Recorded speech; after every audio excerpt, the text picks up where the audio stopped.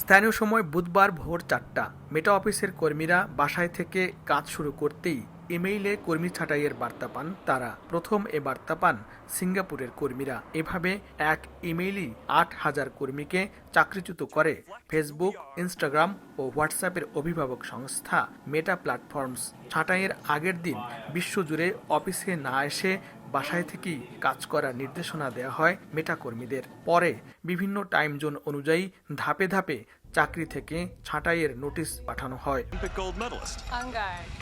কৃত্রিম বুদ্ধিমত্তা বা এআইকে অগ্রাধিকার দিয়ে এ খাতে বিনিয়োগ বাড়ানোর ঘোষণা দিয়েছেন মেটার প্রধান নির্বাহী সিইও মার্ক জাকারবার্গ। মানুষের পরিবর্তে প্রযুক্তি ব্যবহারে চলতি বছরে এআই প্রযুক্তি খাতে ১২,৫০০ কোটি থেকে ১৪,৫০০ কোটি ডলার ব্যয়ের পরিকল্পনা রয়েছে মেটার।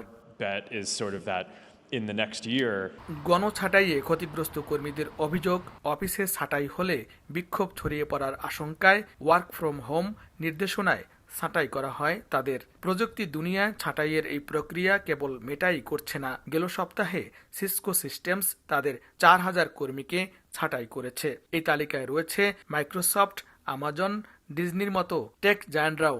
মেটার মতোই গেল এপ্রিলে ওরাকল বিশ্বজুড়ে ২০ থেকে ৩০,০০০ কর্মীকে চাকরিচ্যুত করে। লস্কর আল মামুন, সময় সংবাদ, ক্যালিফোর্নিয়া, যুক্তরাষ্ট্র।